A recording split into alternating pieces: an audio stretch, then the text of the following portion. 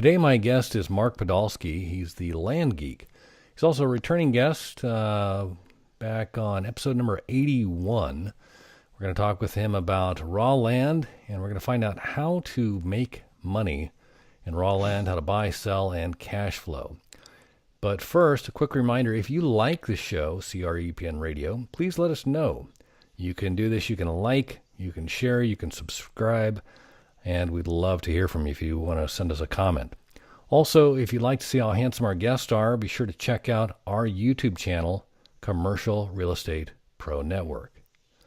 With that, let me bring in my guest, Mark Podolsky. How are you doing? Darren Gross, pulse is normal, respiration's fine. I'm on the treadmill desk. Thrilled to see you and talk to you again. I love the treadmill desk. It always brings back the memory of, and I can't remember what movie it was. I want to say it was Bananas, but it may not be. There was a Woody Allen, I probably referenced this last time we talked about the exerciser desk, the execucizer. It had there was like a cycle thing in the middle there. The guy was sitting, and then he was shooting free throws, and he had these phones with springs on them, and he was just, getting the full body workout there while he was making deals happen. But anyway, I love the dual multitasking. That's great. That's awesome. So let's start with what's new with you. Can you, and even just for the listeners, why don't you give us just a little bit about your background too, so we can start fresh? Yeah. So I'm a professional land investor. I've done now 5,200 land flips since 2001. And the way that I do it is a bit unique in the sense that I make this, what is typically considered an illiquid asset, liquid and actually cash flow. And so the game that I play and the game that I teach other people is, can we create enough passive income in raw land where it exceeds our fixed expenses, and then we're working because we want to, not because we have to.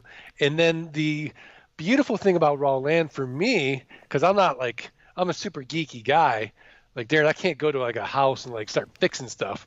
So I don't have to deal with any renters, rehabs, renovations, or rodents.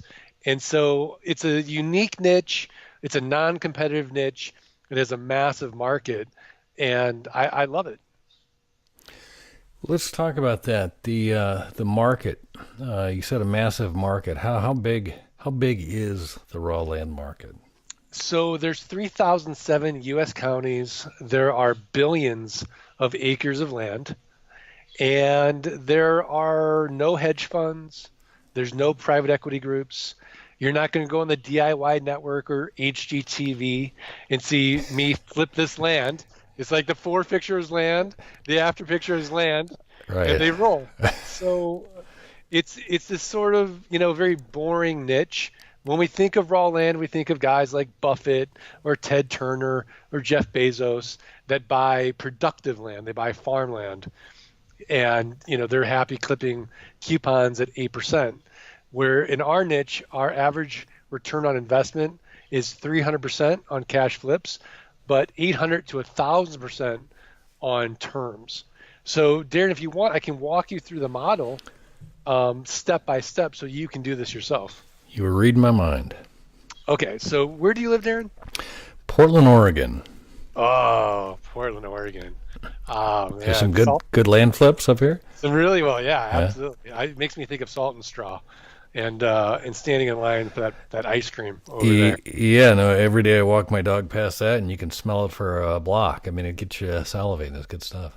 Oh yeah, I mean, if there's ever a good reason to have diabetes, yeah. It's salt. So, you live in Portland, and I go to this county in Texas, and I see, oh my gosh, there's Darren Gross. He lives in Portland, Oregon. The county's in Texas, and you owe $200 in back taxes. So you're advertising two things to me. Number one, you've no emotional attachment to that raw land. You live in Oregon, the property's in Texas. And number two, you're distressed in some way. So when we don't pay for things, we don't value them in the same way that we used to. And so what I would do then is I would look at the comparable sales let's say it's a 10-acre parcel in Texas. And let's say for the last 12 to 18 months, that 10-acre parcel has been selling at around $10,000, right? So then all I'm going to do is divide by 4. And that's going to get me what Warren Buffett would call a 300% margin of safety. So I'm actually going to send you an offer. I'm not going to be like the housing guys saying I'm interested in buying your land, and then I'm in the appraisal business because you're like, well, I'm interested in selling my land. We're not going to negotiate. We're going to say the most I'm going to spend for this, pay for your property is $2,500, not including including back taxes. So in your case, it'd be $2,300 net to you. So you accept the offer. And the reason you accept the offer is every month you've been getting notices from the county treasurer in Texas. If you don't pay your taxes, you're going to lose that property to a tax deed investor or a tax lien investor. And since you're in Oregon and, you need some cash, so you're like, well, $2,300 is better than nothing, and I'm never going to go look at this property, so you take it. Now, in reality, 3 to 5% of people accept our quote-unquote top dollar offer, right? So you accept it, and I say, great, and then I go through due diligence. So in-depth research. Number 1, I want to confirm you still own the property. Number 2, I want to make sure the back taxes are only $200. Number 3, I want to make sure there's no liens or encumbrances. Number 4, I want to make sure there's no breaks in the chain of title. Number 5, I want to make sure there's something compelling about the property. Number 6, I want to make sure that I know what you can do on that property. What are the restrictions? So I have this whole checklist, right? And in reality, I pay about $11 on due diligence. We have a team in the Philippines that is connected to an American title company, and they do all my due diligence. They also create the GIS maps, the plat maps, the aerial maps, everything I would need to know about that property, except I haven't stomped on the property. Now, if it's an area that I've never been to, I will crowdsource that. So I will set up a Craigslist gig, have somebody local go out there, shoot pictures, shoot video, and fill out my property report. What are the neighbors like? How tough was it to find the property? What were the roads like? What's going on over there? And then I will buy the property. So essentially, I'll buy the property from you for $2,300. Now I own it. And then Darren, guess what? I have a built-in best buyer who's going to buy that property right away for over $10,000. Do you know who it is? I have a suspicion. Might they be in the neighborhood? You got it. It's the neighbors. Yeah. So now I'm going to send out my neighbor letter saying, here's your opportunity. Increase your holdings. Protect your privacy. Here's your one opportunity before I go to the open market to buy this property, and know your neighbor. So oftentimes the neighbors will buy the property. Now, if they don't buy it, I'm going to go to my buyer's list. If my buyer's list passes, I'm going to go to a little website you probably never heard of called Craigslist, the 10th most trafficked website in the United States. I'll go to an even smaller one, Facebook Marketplace buy-sell groups. So within 30 days, I'm going to sell this parcel. And the way that I'm going to sell it is where the magic really happens. So I'm going to ask for a $2,300 or $2,500 down payment. So I want to get my money out within the down payment, or maybe 6 months of the down payment. And then I'm going to get a car payment. Let's say $489 a month at 9% interest for the next 84 months, right? So they buy it, they put their down payment down. I use software to automate all of it on the front end and back end, so it's 90% automated with software. And now I've created a passive income stream of $489 a month for the next 84 months. No renters, no rehabs, no renovations, no rodents. Because I'm not dealing with a tenant, I'm exempt from Dodd-Frank, RESPA, or the SAFE Act, any of this onerous real estate legislation.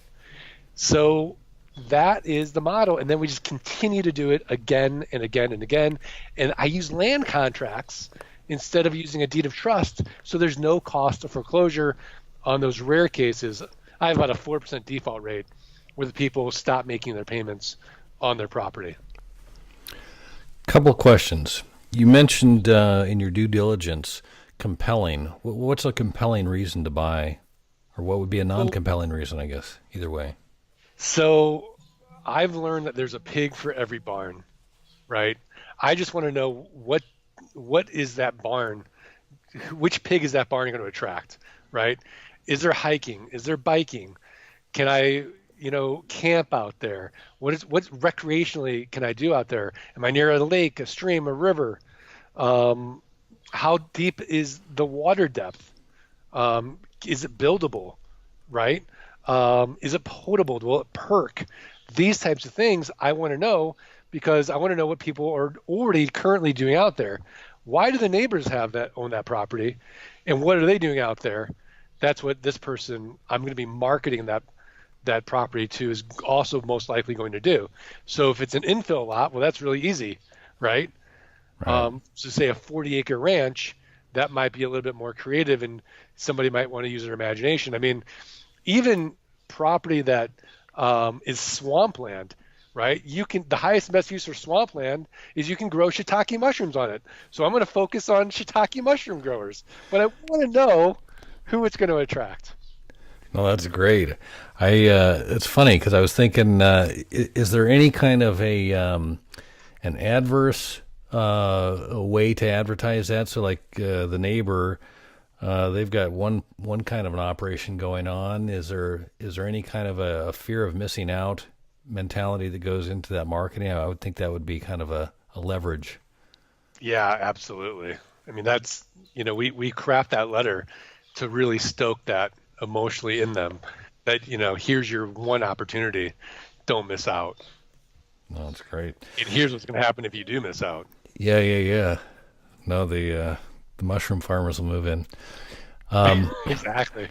So let me ask you. You mentioned you use a land contract as opposed to a deed of trust. Can you describe the difference, the nuances between the two? Right. So you own your home in Portland, right, Darren? Yep, me and the bank. You and the bank. So the bank still has a deed. You have the deed on that property, right? And the bank has a deed of trust as their lien. So if you stop paying your mortgage, they will go through the foreclosure process with you. And that's a long process and a fairly expensive process to foreclose on your house. That's typically done in the housing market. But in raw land, we use land contracts. So land contract, I don't deed over the property to the new borrower.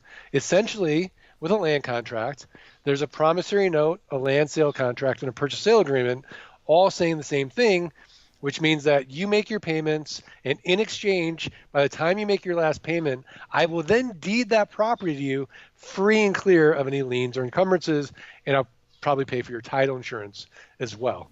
So if you default, then I keep the down payment, I keep all the monthly payments, and I resell that property. So there's no costs of foreclosure. So the property, are they on title then while they are paying off the property? Is it with the land contract? Is it recorded to them, or does it wait till they have to pay off the note? It doesn't record until they pay off the note. Gotcha. So I still own the property until they pay that promissory note off. Gotcha. So you described the investor located in Oregon with property in Texas. Is that kind of like your target market? Is that somebody doesn't live there? Somebody, I mean, you mentioned kind of I'm advertising. I haven't paid my taxes. Is that kind of the sweet spot, the people you look for? It's the lowest hanging fruit. But once I pluck the lowest hanging fruit, then I don't care. I'm going to actually send out offers to everybody. But I want to know definitively that I can get a good deal and that I can sell the property. Once that's been proven, then I'm going to mail everybody. Gotcha. So you said, was it 3 to 5%? 3 to 5%. So if they come back at over 5%, I know my offer was too high.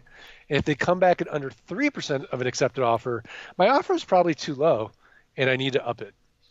Okay. And so I'm just trying to think of percentages.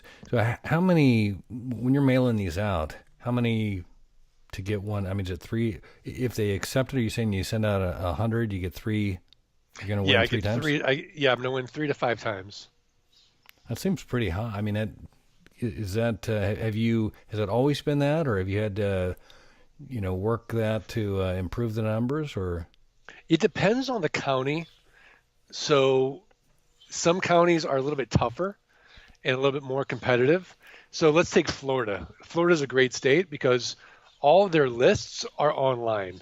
So anybody can easily get a list and anybody can easily send an offer to those Florida counties. As a result, getting that pricing right takes a little bit of time. But once you get the pricing right, then you will get that response rate of 3 to 5%. So that is the sweet spot. And it's been that way since 2001. So you mentioned Florida and Texas. Are there states that you don't do or you don't pursue this in, or is it pretty wide open? Well, Darren, let's be honest, right? Nobody wakes up and thinks to themselves, boy, I'd really like to buy some raw land today in Minnesota, unless you live in Minnesota, right? Right. So I focus on Texas, Colorado, Arizona, New Mexico. Did I say Texas? Sun Florida, Belt. the Sun Belt, the Southwest, and a little bit in Oregon and Washington as well. Coastal. But I want to go these states that have an abundance of inexpensive raw land and has the biggest buyer pool possible. When you say inexpensive, I mean the model as far as the way you price it sounds like that's kind of your buy point. That's the value. That's the value offer you're providing. But when you say inexpensive, what do you mean by that?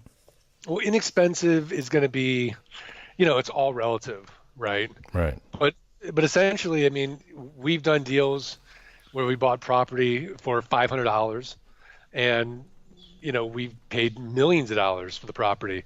But it doesn't matter essentially, because if I'm buying any asset 25, 30 cents on the dollar, there's someone else on the other end of that deal, right? It doesn't matter what the asset is.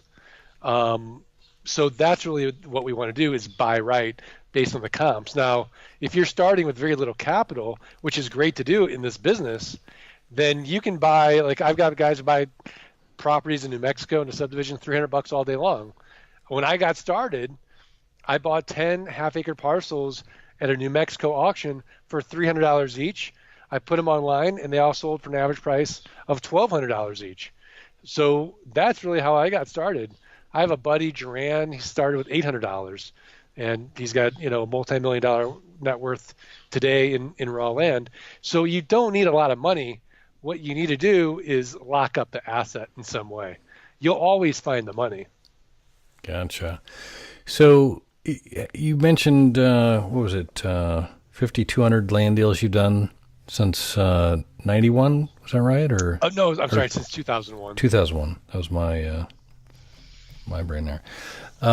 So in an average year, how many deals are you cranking out? We try to do a deal a day. Okay. And so for somebody that's new, starting off in this, what would be a realistic expectation for that? I mean, I'm assuming there's a learning curve and taking your lumps. What would you expect somebody to be able to do? Yeah, I mean, our average client is, by the end of, let's say, 12 months, are usually between $5,000 and $15,000 a month in passive income. So it just depends on them how much time they can devote. I mean, it's a really good side hustle. I've got a client. He's an attorney full time. He's been doing this about 8 months now, and he's at about $7,000 a month in passive income. So I've got another client. He's a physical therapist. It took him 2 years to replace his income, and he quit his job as a physical therapist. So I'd say that, for anybody, the time you want to give is about 3 years for any business to really move the needle in your life. For some people, it's way shorter. For other people, it's about 3 years. Gotcha. And as far as the progression, so somebody starts off, it seems so easy from what you've described. I mean, I'm assuming you've got to find the list, Do you have a thorough scrubbing, kind of a screen that you look, other than the kind of the low hanging fruit we've talked about? Is there? Yeah, I mean, it's just like anything else. I mean, Darren, if it were easy, everyone would do it, right? Right. It's a simple model, but it's certainly not easy. You're right. Your first obstacle is actually, even before getting the list, is county research. 3,007 counties, U.S. counties, like which county do I even start in? So that's your first obstacle. Your second obstacle then is getting that list, right? Do I go to the assessor, the treasurer, IT department, a title company? Like, where do I get it? Then your third obstacle is actually scrubbing that list. You got to get rid of all the housing and all the industrial property, commercial property. So we usually sort by use code. If let's say it's VL, so now we have the vacant land.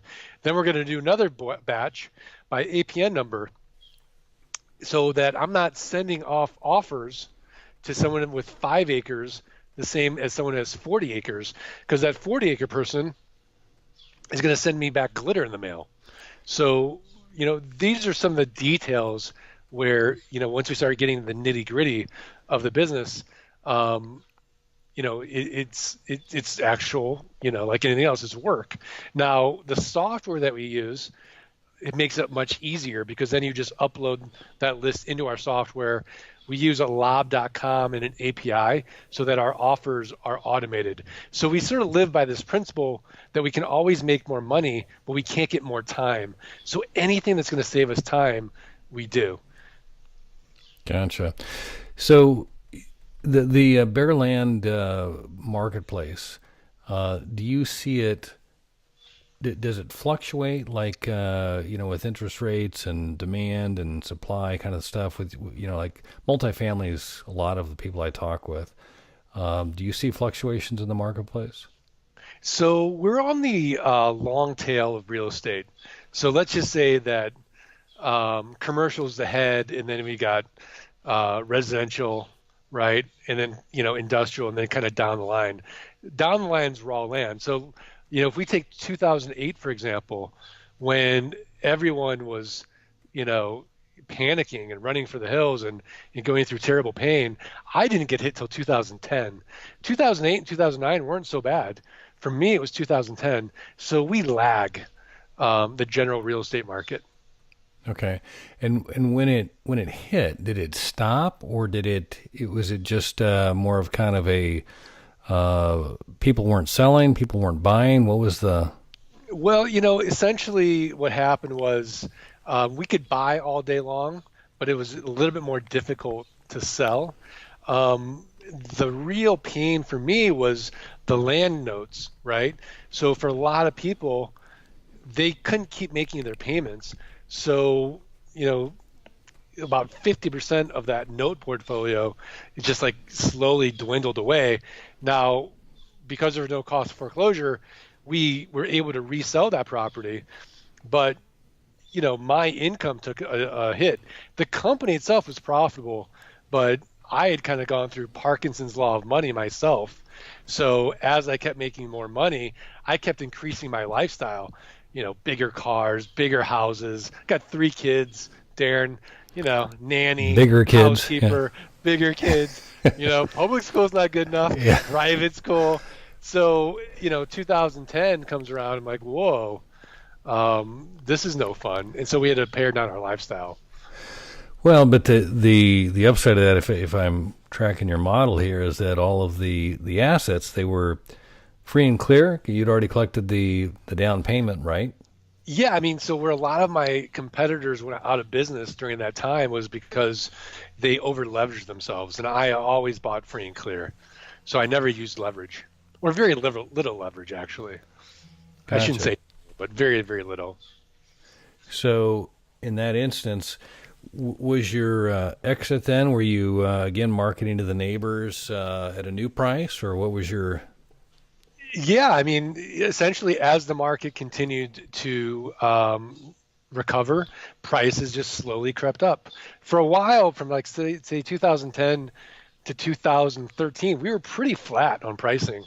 2014 to now, pricing has gone up significantly. And what's interesting about the market today is we're still at a nice equilibrium where it's easy to buy and it's still easy to sell. Once it becomes harder to buy, then we kind of know, it's coming, right? Right. Uh, and that's when we start adjusting. So we never want to overpay, and we'll just sit and Sure. and kind of get creative until we can find those deals. So as it gets more difficult to buy, conservatively, then are you lowering your offers? Then I mean, I would think that because as you see that kind of trend up and it gets a little more difficult, do you kind of pull back a little bit, kind of hedging your bet of what's to come? Yeah, absolutely. I mean, what we'll do then is we might, we're just going to keep discipline, right? So we're always going to have that 3% buffer. Right. Now, the game is, if we know based on, the macro economy that we see that, the recession's coming, then we are going to, have a period where we probably won't buy anything for a while, because then the comps sort of are meaningless at that point, because Right. we're going to go into a down market. So we need to kind of wait for that at some point. Now, that being said, we're still going to be aggressive where we can, in counties where we can be, where, we know our prices, we know we have, buyers that are lined up for that property. We probably won't go into any new areas at that point either, because I just won't have a good handle on pricing. Sure. And even with it, I'm curious, does the location, so when I think of raw land, I'm typically thinking, I grew up in Kansas, I'm thinking of fields, big, acreage section kind of stuff. And I don't know how affected that is by the economy. I would think that people need food all the time, but do you kind of expand, contract distance to a metro area? Is there anything, geography with that? Not necessarily, No. no. I Okay. mean, our buyers don't seem to mind being a little bit more rural. In fact, some of them prefer it. Sure. Sure. Cool. Now, so you set up the note. You've got that all automated. What do they get? Coupons, or basically? I'm assuming you're So, not collecting checks. Is it EFT or how? well, yeah. So we don't collect checks. We actually created a software program called GeekPay.io, and it's a set it and forget it system where we get the borrower's ACH information. So it just flows into our account via ACH. But what's cool about it, Darren, is if the ACH fails and that check bounces, we have multiple payments on file, such as a credit card. So we'll hit their credit card as a backup on file. So we really lower our default rate. I mean, I've got some borrowers that have like 5 different payments on file. Um, and so it's really kind of cool in that sense. And then so we get our down payment via a link on GeekPay that we create. And then it's just this one-time set it and forget it system, and then it's just all automated. They get the notifications automated, because again, I'd be spending my Sundays, manually putting in all these payments into a spreadsheet, and that was horrible.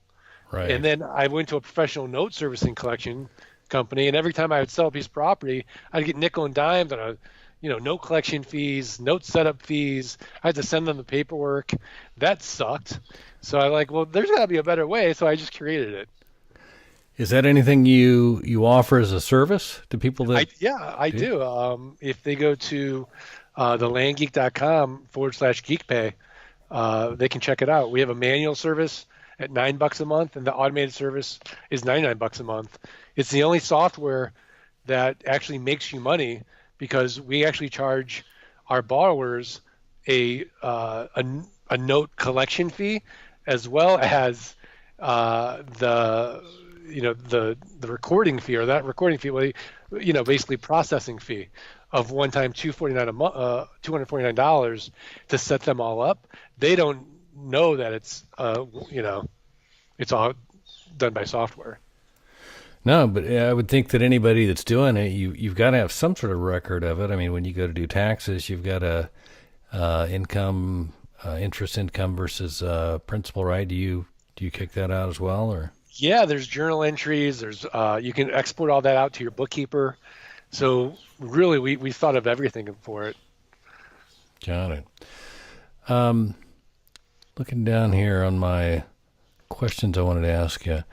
Uh, so if you were going to sum this up from kind of more of a global perspective for somebody that's looking to get into land, or maybe there's just somebody they've been, maybe they're frustrated because they've been trying to get into the multifamily space, or whatever they thought was the space, and they keep showing up and get outbid, or just it's not working. What would you say to them? I say land is a great gateway drug for them to go into these bigger deals. So, start with these smaller deals in land, start generating cash and passive income. And then from there, just keep plugging away, right? I've got a lot of clients, they start in land, and then the next step up for them is buying a mobile home subdivision in a mobile home park, because essentially in that model, all they're doing is renting the land. They don't want to own the home, they just want the dirt And the monthly income, right? and the monthly income. So it's the same kind of model. You get the same monthly income. It's also recession proof, where I think the two best, well, the two, I should say best, but the two safest, options for investors historically have been self-storage and mobile home parks. They have the lowest default rates in any asset class. No. And is bare land lower than that, or Well, land, I'm not they sure track it? if that how it's tracked, because it's, the way that I do it, it's a little bit different. I like So your I'd assume that Warren Buffett doesn't get in any trouble with yeah, his with his yeah, with his farms. pretty good bet there, I'll bet. Yeah. Hey, before we wrap this up, you mentioned your clients. Tell me a little bit about that. Do you mentor, coach people doing this, or Yeah, yeah. I mean, for years I would just buy and sell raw land, and it was great, but it really only helped, five people, right, in my family. But now that I'm teaching people how to do this, I can die in peace now. I've had so many people tell me, how I've changed their life, and they were able to get out of, a bad job, or I've got one couple, they were able to quit their jobs. Now they travel around the world with their laptop and do the land business, because that's really all you need is the internet connection and an inexpensive computer, and you can do it from anywhere in the world. So, for me, it's been very, very gratifying to help people get out of what I call solo economic dependency, which means if they're not working, they're not making any money. And I actually wrote a book about it called Dirt Rich, and I tell my story, and there's lots of other stories of my clients as well that's that people can check out. And I'd say if they're looking to start investigating the niche, I can give them a free course if you want, Darren, just for listening. yeah? So all they need to do is go to the landgeek.com/launch kit, and we have a $97 course on there, and we'll just, you guys can get started for free. Cool. Any special link, or just that's the link, the / launch kit? That's it. Yeah. Got it. Got it. Well, that's awesome. I was going to ask you where can they go to connect with you, but is Land Geek, is that that's Yeah. That's the best place to go, the landgeek.com. all right? And the launch kit there for anybody wanting to check it out and get started in land. That's great. Yeah, absolutely. Mark, I have enjoyed this. I always do, and look forward to talking to you. I was excited to know that we were going to be talking today, and look forward to doing it again soon. Yeah, same here. I really appreciate it, Darren. Thank you so much. All right. For our listeners, if you like this episode, don't forget to like, share, and subscribe. And be sure to check out the YouTube channel, and you can see, or you can count the steps that Mark logged in today. And remember, the more you know, the more you grow. That's all we've got this week. Until next time, thanks for listening to Commercial Real Estate Pro Network's CREPN Radio.